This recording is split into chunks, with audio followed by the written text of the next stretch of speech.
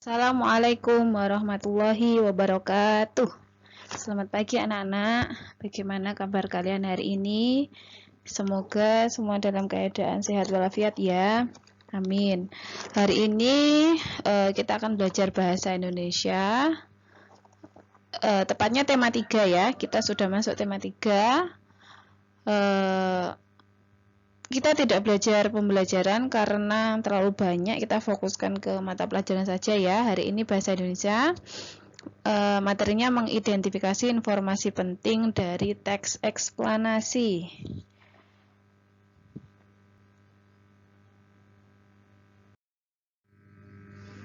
Saya jelaskan sedikit ya. Teks eksplanasi merupakan teks yang berisi informasi tentang suatu hal atau fenomena yang terjadi di masyarakat.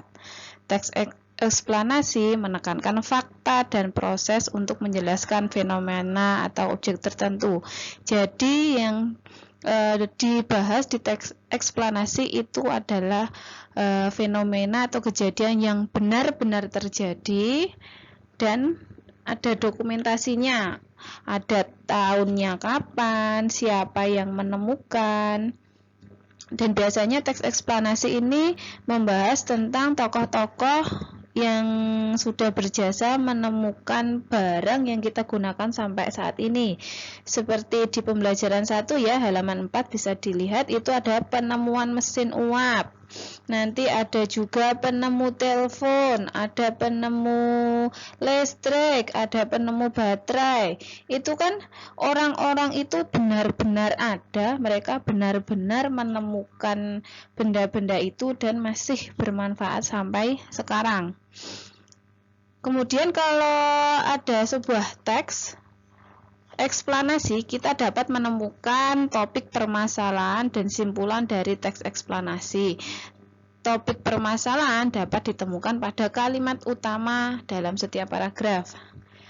Kalian pasti sudah bisa ya, kita kan sudah berkali-kali membahas bagaimana menemukan kalimat utama atau ide pokok paragraf, yaitu biasanya di awal kalimat atau di akhir kalimat. Kalimat utama adalah kalimat inti yang dibahas dalam satu paragraf tersebut. Ini kalian harus sering-sering untuk membaca, untuk biar tahu, oh ini kalimat utama, bedanya kalimat utama dan kalimat penjelas seperti ini. Kalau kalian kurang membaca, kurang berlatih, pasti tetap akan bingung. Kemudian nanti setelah ada teks eksplanasi, kalian mencari kalimat utama setiap paragraf. Setelah kalimat utamanya ketemu, nanti di akhirnya kalian akan dapat membuat kesimpulan dari teks eksplanasi tersebut. Caranya dengan membaca keseluruhan isi teks dulu. Jadi yang pertama kalian baca dulu sampai selesai, terus nanti dibaca lagi per paragraf, dicari kalimat utamanya, ditulis, oh ini paragraf 1 kalimat utamanya ini, paragraf 2 ini, paragraf 3 ini. Baru nanti dijadikan satu kalimat-kalimat utama itu menjadi sebuah kesimpulan. Bagaimana sih membedakan teks eksplanasi dengan yang lain? Tentu saja ada ciri-cirinya ya. Yang pertama, informasi-informasi yang disajikan berdasarkan fakta dan kenyataan. Bagaimana tahu kalau itu fakta atau kenyataan? Pertama, pasti ada tahun, ada tanggal, ada tahun, ada nama tokoh, dan peristiwa yang diceritakan itu secara urut, jadi tidak acak. Mungkin di paragraf pertama 1990, terus paragraf 2 2002, terus paragraf 3 kembali lagi 1995. Itu kurang tepat. Harusnya yang urut, jadi dari tahun pertama, terus tahun berikutnya, urut berurutan secara sistematis. Yang kedua, pembahasan seputar fenomena yang bersifat keilmuan atau berhubungan dengan ilmu pengetahuan. Seperti tadi sudah saya katakan, yang dibahas biasanya penemuan-penemuan yang bermanfaat sampai sekarang. Seperti penemuan mesin uap, itu kan kita gunakan. Kemudian dijelaskan di teks eksplanasi bagaimana cara membuatnya, terbuat dari apa, bagaimana penemunya, dulu menemukannya. Itu bisa kita pelajari dan menambah ilmu kita.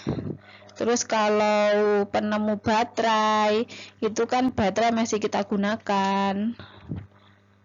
Dan juga dapat menambah ilmu pengetahuan kita. Oh, begini toh ternyata pembuatan baterai. Oh, baterai ini terbuat dari ini ternyata. Kan kita menjadi lebih tahu. Yang ketiga, bersifat informatif dan tidak berusaha mempengaruhi keyakinan pembaca terhadap hal yang dibahas. Jadi bacaan itu hanya memberikan informasi, memberikan ilmu pengetahuan tentang oh ini loh, contohnya ya, si Nikola Tesla ini loh, itu tuh dia dulu adalah penemu ilmuwan listrik terbesar. Jadi dia itu yang menemukan listrik. Dengan membaca itu kita tidak terpengaruh untuk memakai listrik karena kita kan sudah pakai listriknya. Kita hanya mempelajari bagaimana Nikola Tesla itu dulu menemukan listrik bagaimana, terus teknologi apa yang ditemukan Nikola Tesla, seperti itu ya. Yang keempat, terdiri dari pernyataan umum, urutan sebab akibat, dan interpretasi. Ini nanti akan saya jelaskan setelah ini karena sudah masuk ke struktur teks eksplanasi. Ya, ini struktur teks eksplanasi. Jadi, teks eksplanasi mempunyai struktur-struktur yang menjadi pembangun, yang ketika struktur itu dipenuhi, teks eksplanasi akan menjadi informatif, sehingga memberikan informasi yang menyeluruh. Jadi, dalam teks eksplanasi harus ada 3 komponen ini supaya teksnya jelas. Ketika kita membaca, informasi yang ingin disampaikan itu dapat kita pahami dengan baik. Yang pertama ada pernyataan umum atau pembuka, berisi informasi singkat tentang apa yang dibicarakan. Contohnya saya punya bacaan judulnya Marconi sang penemu radio. Lah, pembukanya itu pasti yang dibahas adalah tentang radio. Di mana kita dapat membuat radio? Terus mungkin apa fungsi radio? Radio sangat berfungsi untuk memberikan hiburan, memberikan informasi kepada kita. Nah, itu kan pernyataan umum atau informasi yang akan kita bahas adalah tentang radio. Terus kemudian yang struktur kedua ada deretan penjelasan atau isi, berisi urutan uraian atau penjelasan tentang peristiwa yang terjadi. Jadi di dalamnya itu mulai dari menjelaskan si Marconi tadi.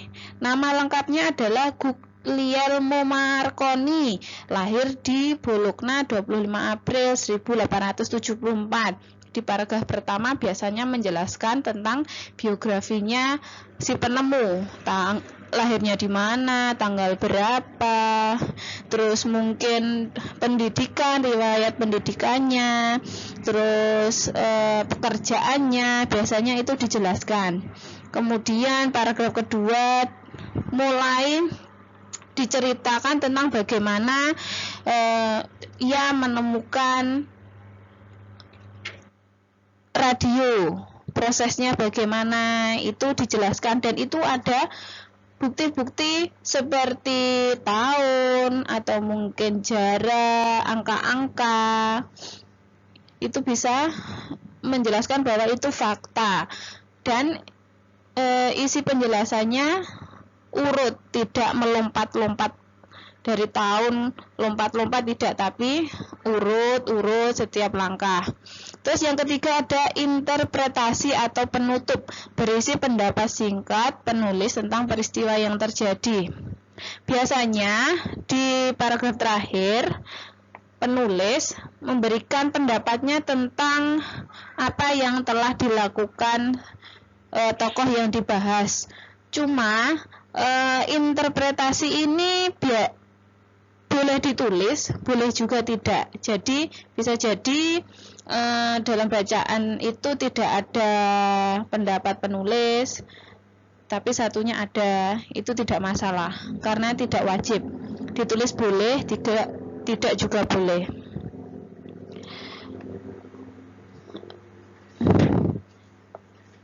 Kemudian untuk simpulan tadi sudah saya jelaskan di depan, bahwa untuk membuat simpulan teks eksplanasi kalian harus membaca dulu secara keseluruhan teks yang akan disimpulkan. Langkah kedua yaitu menentukan kalimat utama setiap paragraf, kemudian baru disimpulkan. Usahakan untuk membuat kesimpulan itu menggunakan bahasa kalian sendiri. Jadi tidak harus plek-plek dengan kalimat utama. Begitu ya.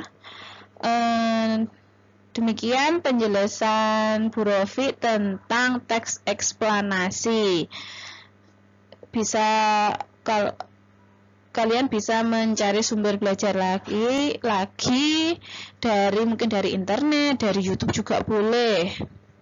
Setelah ini akan saya berikan tugasnya apa untuk menambah pemahaman kalian. Sekian, terima kasih. Wassalamualaikum warahmatullahi wabarakatuh.